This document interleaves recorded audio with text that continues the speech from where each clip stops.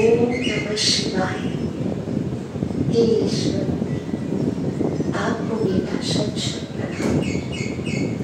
आपका दिया जीवन में सब है, बस ऐसे ही आपकी कृपा बनी रहे। शुक्रिया प्रभु, शुक्रिया आपका।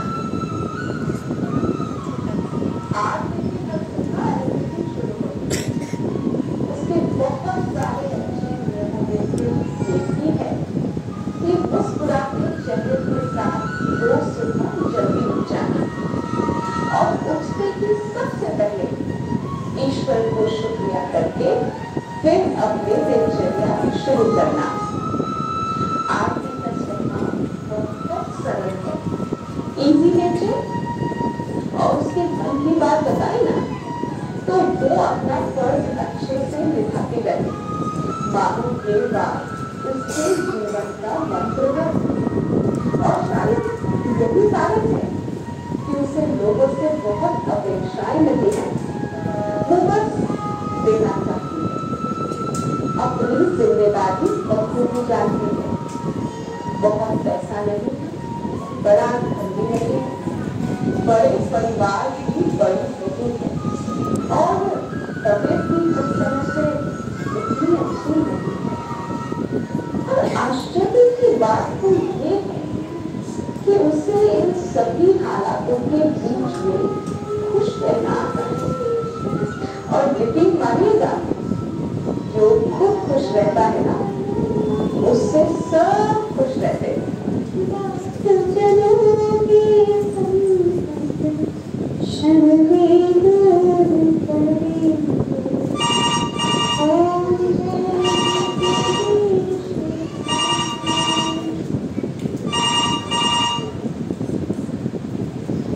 जय श्री कृष्णा दीदी।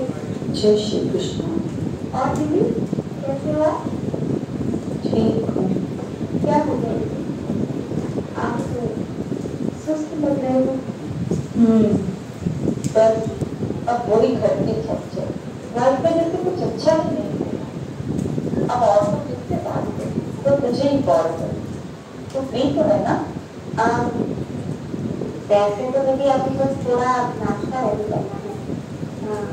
बच्चों को बस उसका थोड़ा से बात करूँ तो तेरे पास तो हमेशा ही काम रहता है। छोड़ दे। अरे नहीं दीदी, ऐसा थोड़ी है।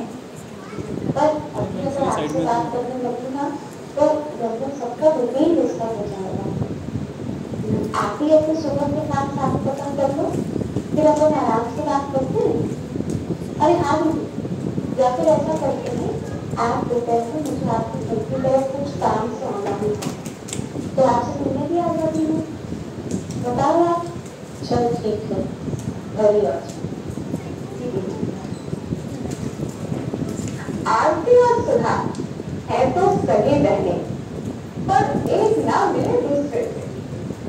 जहाँ आरती एक परफेक्ट होम मेकर है, वहीं सुधा कुछ अलग है।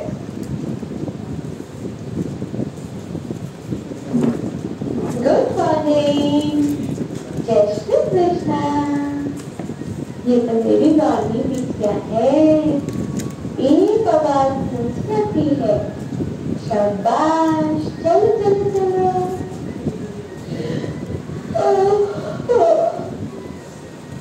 गुड मॉर्निंग भगवान।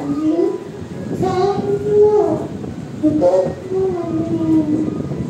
आज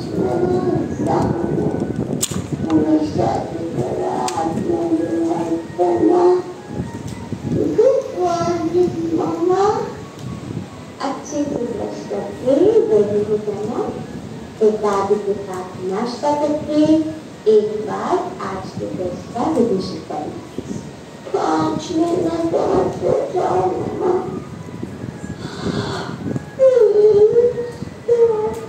अरे अरे अरे, आज मामा ने लंच बॉक्स के लिए क्या बनाया है? मेरी फेवरेट सब्जी पनीर बनाई। कच्चा मछलियाँ बना रही थी, तो भूख लगाती, मुझे टिफिन में दे दो। भूख भी लगाती है और टिफिन में भी रखती है। अब दूध पी ले और बैठ हो जाए।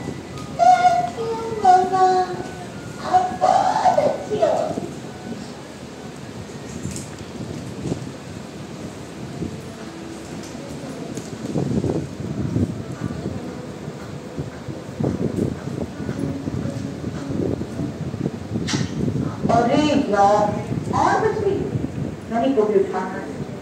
सनी, उठो उठो उठो उठो, लेट हो रहा है।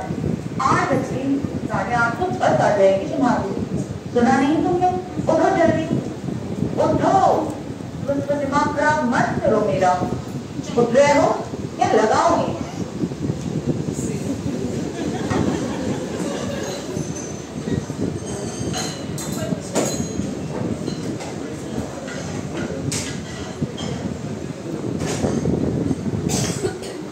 मम्मा क्या है टिफिन में? मैगी है। मैम को बोल देना आज मम्मी की तबीयत ठीक नहीं। क्या है मम्मा? अब वो बस बोला ना तबीयत ठीक नहीं है, ये पकड़ो और चलो। अरे चलो, लेट हो रहा है, जल्दी जल्दी खा लेना।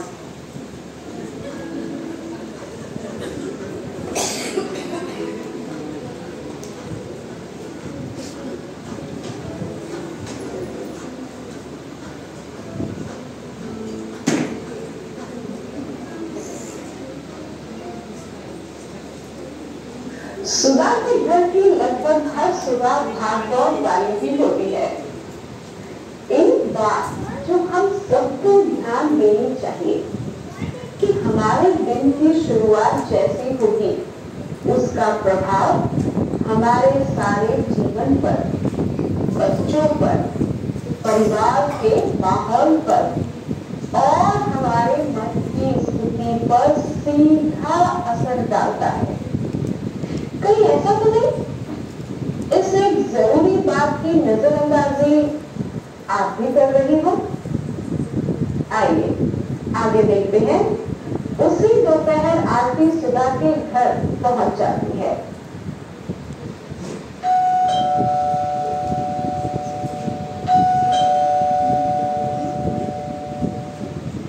आ गई? आजा, बस तेरा इंतजार कर रही थी। दीदी ये थोड़ा कुछ बनाया था तो आप सबके लिए लाई थी। पता नहीं इतना तो बनाने का टाइम मुझे कैसे मिल जाता है। हाँ, पर तेरा ये सब शौक है, बनाना और खिलाना। और आप क्या बोलो आप, बहुत अकेलापन महसूस होता है। ऐसा लगता है किसको अपने मन की बात होगी, कोई समझने वाला ही नहीं। मेरे सारा दिन ऑफिस जाते हैं, बच्चे स्कूल चले जाते हैं, तो सारा दिन घर, मम्मी जी भी घर के काम में कुछ खास मदद नहीं करते। वही रोज रोज करती, कोई खुशी ही नहीं रहती है। जैसे सबके घर में कुछ ना कुछ छोटी मोटी प्रॉब्लम तो रहती ही है। अरे मैं कब तक इन सबके लिए करती रहूंगी? मतलब तू समझ रही है ना? अब हाँ, अब मतलब प्रॉब्लम यार देख, एक तो मैं मेरे लॉस से बहुत परेशान, जिसे चुन चुन प्रसारित नहीं आ गई। फिर भी मैं इनके लिए कुछ ना कुछ करती हूँ, पर वो किसी को दिखता नहीं। अभी देख, कल की बात, मेरी ननद, नंदोई, उसके बच्चे और बड़े चाचा जी सब आ गए। अब इतने सबका खाना क्या घर में बनता है?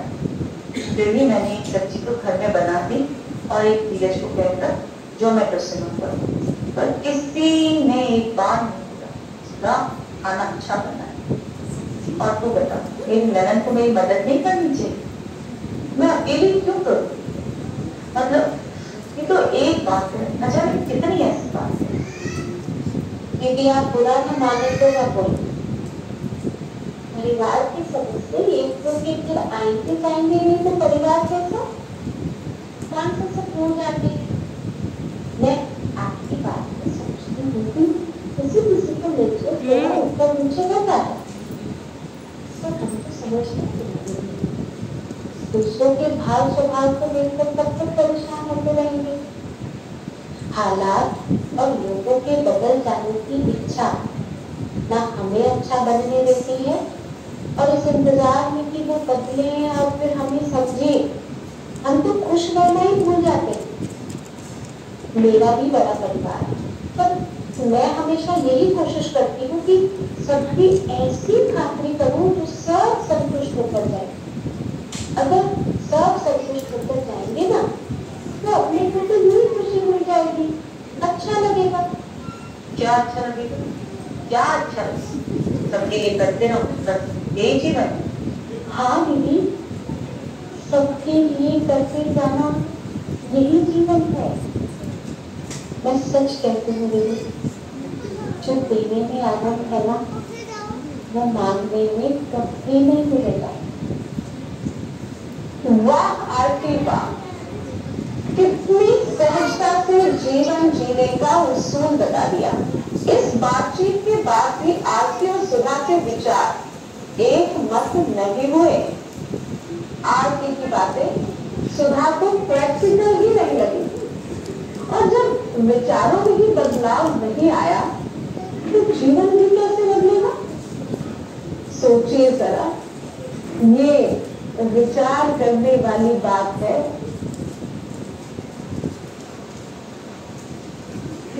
सब खाने के लिए भी पैदा हुआ है, कोई कुछ करना नहीं चाहता। मर्यादा में रहकर बात कर, छोटे बड़े का कोई लिहाज है या नहीं? आपने ही बोलने के लिए मजबूर किया है, कब तक कितना होंगे? मैं धीरे से बोल, कम से कम आवाज बाहर न जाने का इसका तो लिहाज कर। बच्चा भी सुन रहा है, उस पर क्या असर पड़ेगा? यही सब सीख लेगा वो भी। धीरे ही बोल रही हूँ, पर जब इंसान अंदर से भर जाता है ना तो प्रेम नहीं निकलता। घर के सारे काम, सारी जिम्मेदारी सब मेरे सर पर। सारी उम्र काम ही किया है, बहू आएगी तो कुछ आराम मिलेगा। अब इस उम्र में भी मैं काम ही करती रहूँ। अगर मेरी जगह कोई दूसरी होती ना तो खुदा हद होती है। कब से सुन रहा हूँ तुम्हारी बातें। यार मम्मी की एज हो गई है, हम तो जवान हैं और मेरी तो उम्र होती है काम करने की। तुम जब इस उम्र में आ जाओगी तो कितना कर पाओगी? इस उम्र तक व्यक्ति तन और मन दोनों से थक जाता है। अब तो मैं भी गई, ये सारी जिम्मेदारियां पूरी करती हुई। आज मैं चाहूँ तो खुद अपने पैरों पे खड़ी हो सकती, पर तुम सबकी सेवा करनी कौन करेगा फिर? शब्दों पर भी कंट्रोल है मेरा तुम्हारा। क्या चाहती हो? रोज रोज एहसान निकालने से अच्छा है कि तुम आता हम कोई नहीं रोकते, ना माँ ना मैं ना सनी, कोई।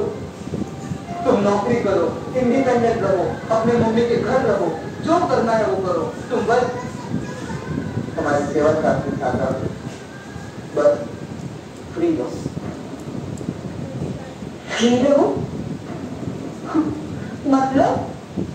मतलब जैसी जिंदगी तुम चाहती हो ना वैसी बना लो। नमी की भी चिंता मत करना, मैं संभाल लूंगी उसे। कि क्या बोल रहे हो सब? जाओ जाओ चली जाओ, जाओ जाओ चली जाओ, जाओ जाओ चली जाओ,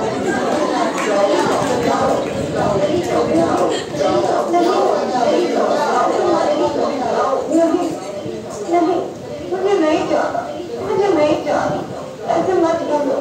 मुझे नहीं जाना, मुझे नहीं जाना, ऐसे मत बोलो। मुझे नहीं जाना, मुझे नहीं जाना। क्या हुआ दीदी? दीदी दीदी क्या हुआ? आज भी मैं कहाँ हूँ? अपने घर में हूँ। तो बाहर बाजार गई थी ना, आपने ही तो बोला था कि अपने सामान के साथ मेरा सामान भी खरीद के लाना। देखो सपना था। क्या देखा? अपना चेहरा, मेरा नेचर ऐसा ही रहा, अपनी सोच को नहीं बदला तो ये एक दिन सपना सच हो जाएगा। आरती, आज तो सपने में मेरा परिवार मुझसे खुश नहीं था, मुझसे दूर होना चाह रहा था तो सपना पर सच्चाई दिखा गया। तो सच कहती है आरती, छोटी छोटी बातों के लिए खुद परेशान रहना और फिर दूसरों से भी नाखुश रहना, ऐसे करते करते तो जीवन की शाम आ जाए और सबको प्यार देने के बजाय प्यार मांगते ही रह जाएंगे।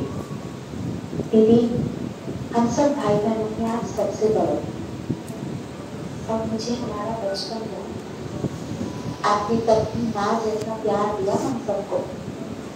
वो प्यार कितना निस्वार्थ था और सनी से आपका प्यार वो भी तो निस्वार्थ है।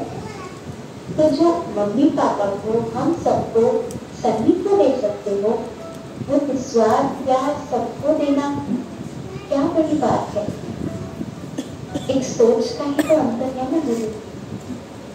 कुछ किए के बदले में कुछ चाहना कितनी छोटी बात है। जैसे ये तो पानी फेर देना। सही कह रही है आप, ऐसे तो कभी सोचा ही नहीं। तेरे को देखती हूँ तो लगता है तेरी लाइफ कितनी सिंपल है, कोई प्रॉब्लम ही नहीं। पर तेरे बड़े परिवार की रिस्पॉन्सिबिलिटीज, फिर तेरी तबियत और बाकी दूसरी भी कुछ बातें हैं, मैं जानती हूँ, पर फिर भी तू सबसे डील कर देती है। क्या करती है तू? जहाँ फर्ज निभाना बोझ नहीं लगता ना दीदी, वहाँ सब कुछ खुशी खुशी हो जाता है।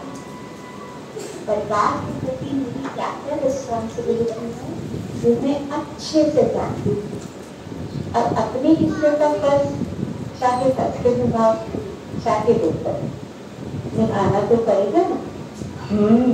शायद मेरे से यही गलती हो रही है। गलती तो थोड़ा भारी शब्द दीदी, बस थोड़ा अपने पर ध्यान देने की जरूरत होती है। कैसे? मैं हमेशा आपको नहीं कहती कि थोड़ा मेडिटेशन करो। अपनी इनर पावर को बढ़ाने के लिए ज्ञान और ध्यान दोनों की जरूरत होती है। पर आप हमेशा टाइम नहीं है, किसी घर से कैसे निकलो, बस यही सब कहकर टाल देते। एक्चुअली जो हम काम करना नहीं चाहते उसका कभी टाइम भी नहीं निकालते। ऐसा नहीं है कि हमारे पास टाइम होता नहीं। इंस्टा, व्हाट्सएप, यूट्यूब पर घंटों तक निकल जाते हैं, किसे मालूम पड़ता है। फिर हम जस्टिफाई करते हैं कि ये सब तो थोड़े चेंज के भी जरूरी है, माइंड फ्रेश हो जाता है। पर इन सब से मन की ताकत, इनर पावर बढ़ती नहीं, कम होती। सही कह रही है यार, आजकल तो ऐसी एडिक्शन सी हो गई है कि 1 मिनट में मिलेगा तो मोबाइल हाथ में। Time waste, energy waste. इससे अच्छा अगर एक मिनट की मेडिटेशन करेंगे तो कितना हो जाएगा और मन की शक्ति बढ़ेगी, वो अलग। तू भी करती है? बिल्कुल करती हूँ और मैंने इसे एक्सपीरियंस किया है तो इसकी इम्पोर्टेंस भी जानती हूँ। मन शांत होगा तो चिड़चिड़ा नहीं होगा। रात को सोते समय मोबाइल चलाने से अच्छा है कुछ देर भगवान को याद करके सुनो, फिर सुबह भी अच्छी होगी। अब देर रात तक जागेंगे तो फिर सुबह जल्दी कैसे उठेंगे। फिर लेट हो रहा है, इस हड़बड़ी में बिना नहाए हुए किचन में भागते भागते काम करते। फिर बच्चों पर चिढ़ना, परिवार के लोग हेल्प नहीं कर रहे हैं तो उनसे इरिटेट होना। अरे एक महिला तो पूरे घर का इंजन होती है, जो कहाँ ही गड़बड़ होगी तो सब में और सब जगह गड़बड़ होगी। खाना पहुंचाने के लिए जोमेटो वाला सड़कों पर भाग रहा और हम घर की किचन में। और इसी भागदौड़ में फिर सोचते हैं कि आज खाना बाहर से मंगा लो, ये जानते हुए भी कि ये खाना स्वास्थ्य के लिए ठीक नहीं है। अरे आज देखो कितने ही परिवार ऐसे जिनके घर में एक समय के भोजन का भी भोग भगवान को नहीं लगाते, दिन में 3 बार खाते, पर देने वाले दाता को एक बार भी याद नहीं करते। प्रसाद बनाना तो दूर, भोजन शुरू करने से पहले उसे थैंक्स करना भी कहाँ याद रहता है। जिस घर में रोज का भोजन भगवान को भोग लगाकर खाया जाता है ना, वहाँ बच्चे भी चरित्रवान होते हैं और सबके मन पवित्र सात्विक विचार वाले हो जाते हैं। वो कहते हैं ना, जैसा अन्न वैसा मन। सुबह जल्दी उठना, स्नान आदि करके स्वच्छ होकर रसोई बनाना, फिर प्रसाद चढ़ाकर भोजन खाना। बड़ों ने कभी कभार कुछ कह भी दिया तो थोड़ा सहनशील बनकर चुप रहकर उन्हें सम्मान देना, भगवान में आस्था रखना, दूसरों के प्रति कृतज्ञता का भाव रखना। जब यह आदतें हमें ही नहीं तो हमारे बच्चों में कहां से आएंगी? क्योंकि जो हम कर रहे हैं बच्चे भी कल वही करने वाले हैं। अपने बच्चों से हम जो चाहते हैं वो पहले हमें खुद उन्हें करके दिखाना होगा। सही कहा आरती, जब हमारे अंदर की मर्यादा नहीं, अच्छी दिनचर्या के साथ साथ अच्छी आदतें नहीं, तो दूसरों को तो छोड़ो, हम खुद के लिए अच्छा महसूस नहीं करेंगे। बिल्कुल ठीक कहा आपने। और रही बात आपकी सासू माँ की, तो जैसे सनी की पालना कर रही हो वैसे ही उनकी भी कर लो। समझ लो कि सनी के साथ आपका एक बच्चा और है। जब चाहनाएं कम कर देते हैं ना तो आधा जीवन तो ही सरल हो जाता है। सही कहा। अब चलो मान ली तो उनकी बेटी जैसी बन ही सके। जब मैं बहू से लेके बन जाऊंगी तो वो भी एक दिन जरूर साथ में माँ बन जाएंगी। अरे एक दिन क्यों, आज से, अभी से, कल किसने देखा? अरे आंटी नमस्ते। मम्मी आप खुश रहो बेटा, तुम दोनों की बात सुनी तो रहा नहीं गया। वैसे ये तो सच है कि बहू में बेटी को देखना भी हम सासुओं को आना चाहिए।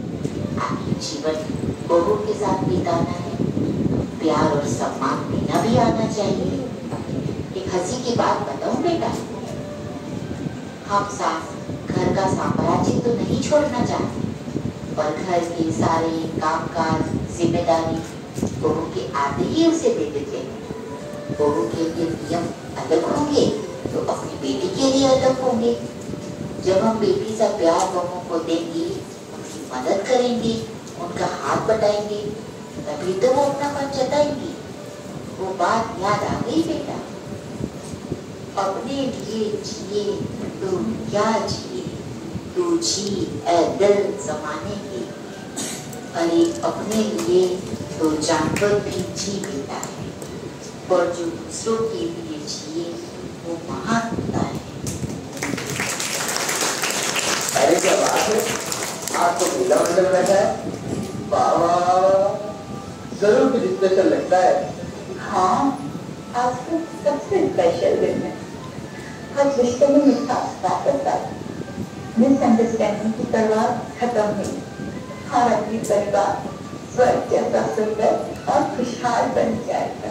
इतनी मीठी वाली भाई, ये मीठी बोली की मिठाई सुधा रोज ऑफिस से आते ही खिला दिया करो। खूब खुश रहो मेरे बच्चों, खूब खुश रहो।